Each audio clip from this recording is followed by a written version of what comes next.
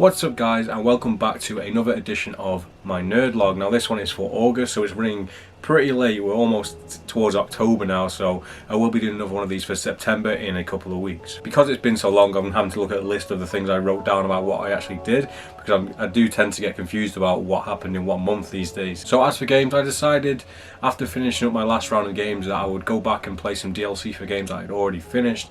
So what I did is I played the Lord of the Hunt, I think it's called, for the Shadow of Mordor, and that's the DLC where you go around hunting monsters. Now, I've not played the original game in such a long time, so even when I did play it and completed it, I never really got my head around the Nemesis system and how it fully worked. So I was trying to learn the ropes again, and that game just still looks like incredible for the time when it came out. I swear it was like 2013.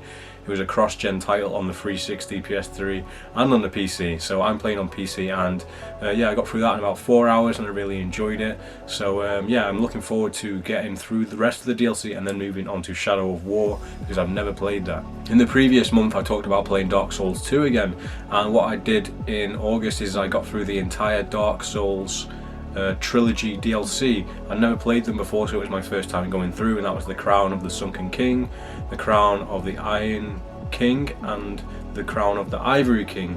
All of these were pretty diverse. One of them was in like a underground cave area that was poisoned, one was in the snow, and one was in an old iron keep that was all burnt and rusted.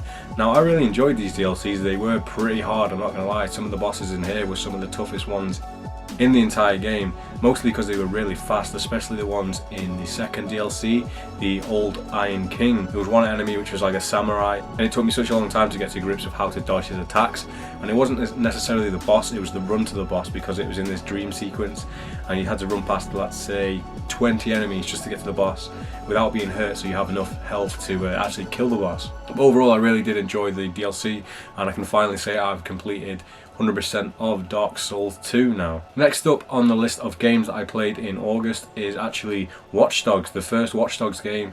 I'd had that for years. I played a little bit about the PlayStation 4 when it came out, and I didn't play it again really until last month. I played it on the PC, and this game got a lot of criticism when it came out, mostly because of like the downgrades with the graphics when they showed the E3 trailer, and it was supposed to be a little bit buggy, especially on the PC when it came out. So after patches and years of better graphics cards, really, I got to play it in pretty much really high quality, and I was really surprised by how much I was enjoying the game. Actually, a lot of people said the story wasn't that good, but I was actually really interested by the story, and I did actually like the character Adrian Pierce, and just the gameplay mechanics were really cool as well. So now I've got that one out of the way, I can play the second one, which I've heard is a lot more fun, especially with number 3 Legion coming out next year, which looks just crazy. You can play as any NPC in the game apparently. I finished the original Devil May Cry on the HD collection maybe last month or the month before, and I've been meaning to get through the rest of the games. I've played them all already. I've been meaning to play through them all again though, so I can finally start Devil May Cry 5. You can notice there in the background I have a screenshot from the first 10 seconds of the game which I've played, so I need to get through the original 4 games again. So I did start Devil May Cry 2 again. Now this is the most hated one out of the franchise, and I can see why. There's not much going on with the story, and it's super short. I know there's 2 campaigns, and honestly I really could not be bothered to play through Lucia's campaign, so I only did Dante's, and it literally took me about 3 hours, I think.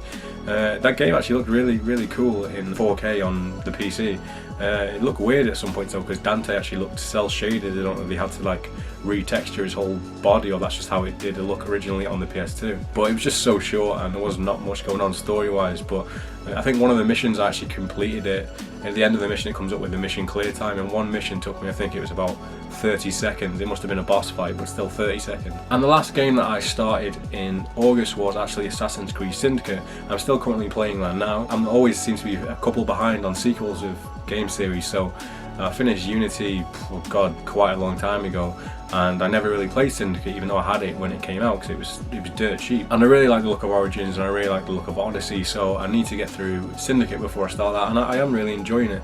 It seems like Unity, but a lot more optimized, a lot more smoother, because that game had a lot of hitches in the gameplay and the graphics, especially when it first came out. I'm really liking the setting of it. You get to see all these like really Victorian age buildings of London, and I really like the way you can switch between two characters on the fly as well. I seem to be choosing how I want to play the game via which character. So if I'm playing as Evie, I'll tend to do more stealthy things, and if I'm going to do like chariot races and fighting clubs and stuff, I'll play as Jacob. So it does give you a little bit more diversity in like the role-playing aspects of the game. So that's going to wrap it up for the games I played in August. As for television, I didn't actually get through that much. The only thing I've watched completely in August was the first season of Mindhunter, and I absolutely loved that. I knew I was going to love it when it first came out, but for some reason I just kept putting it off and I never watched it. I do love like films about serial killers. Like, it's made by David Fincher, who made the movie Zodiac, which is like one of my favourite films, so I just knew it was going to be like an incredible show, and for some reason I just didn't watch it. And I finally got around to watching it, and I just absolutely loved everything about it. It was on the edge of my seat. I was actually watching it in my Airbnb in Germany when I was at Gamescom. So every time I'd come back at night, we'd watch like a couple of episodes, and by the time I got back, we were nearly towards the end of the season. So loved that. Can't wait to see season 2 and what's beyond that. Now here's something I'm hoping to talk about more in the next part, because I haven't watched too much of it, and that is Swamp Thing. This is the DC show based on the DC character, obviously, Swamp Thing. I've only seen the first 3 episodes, but honestly I've loved it. I think it's one of the best television DC things I've seen. I haven't seen Doom Patrol or Titans or anything like that. I've seen the DC shows like Arrow and Flash, but I've never seen Swamp Thing. And honestly, the special effects and the makeup and stuff in that is really cool. And honestly, it's a straight up horror. There's so many horror and gore and like body horror moments in that show. I love it. It almost reminds me of John Carpenter's The Thing in parts, and I'm just loving it, and I can't wait to watch more of it. I'm currently waiting for my girlfriend to catch up so we can just binge the whole show together. I watched the first episode of The Terror Season 2.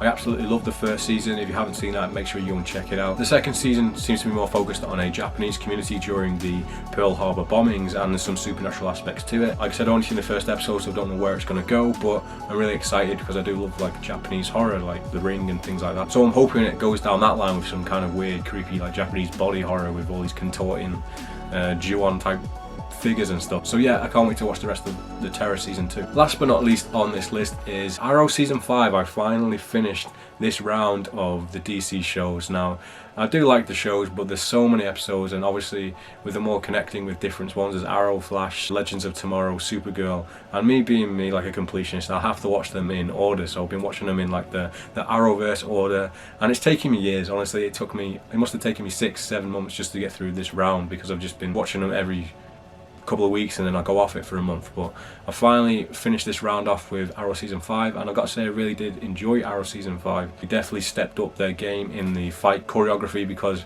in Season 4 it was just seemed so boring, and like there's no heart in the fighting or anything, and I never felt any high stakes. But this one, there was a lot of brutal fights in it. I do want to continue watching these shows, but I think I'm going to take a break from them for now, because they just take so much of your time trying to catch up on. Onto the movies now. These movies, I watched some of these nearly 2 months ago, so it's going to be hard for me to try and tell you my entire feelings on them. But the first one I watched on my list here is The Nun. If you've watched my previous 2 or 3 videos, I've been getting through the Conjuring universe, and I'd heard very mixed things about this one. I'd never seen a trailer or anything, but what I did enjoy about The Nun was the gothic like cinematography. They looked stunning. It looked like a really like well shot horror movie. It looked like something like Bloodborne, and yeah, the setting of it was great.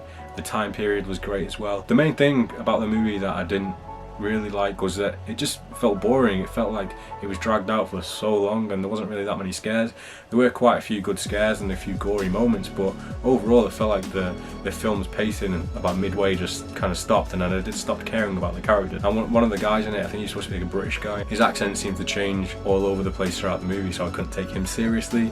But it wasn't a bad movie, it just wasn't as nowhere near as good as the first Conjuring or even Annabelle the Creation. The next movie I watched was The Autopsy of Jane Doe. I'd heard the title, but I really didn't have a clue what it was about. But just by the title, I assumed it was just one of those found footage type of films with all the same type of names, with like the haunting of someone, or the autopsy, or the taking of. All of those films seem to be the same type of film, but I was really surprised with this one, and I really enjoyed it. Like I said, I never heard of it, and my girlfriend told me to watch it, so we watched it, and I absolutely loved it. It kind of felt like a Stephen King novel in some aspects. It's about a couple of people who are working in an autopsy where there's a strange occurrence with a body. They can't really figure out what happened to them, and the cops take it in, and they have to spend the night trying to figure out what actually happened to this body. It was just a really cool movie, lots of cool jump scares and lots of cool atmospheric moments, and it was one of the better horror movies I've seen in quite a long time as well. I'm not sure when it was released, but I really enjoyed it, so I definitely recommend checking out The Autopsy of Jane Doe. Next on the list is another horror movie. This is The House of a Thousand Corpses. I have seen this one before.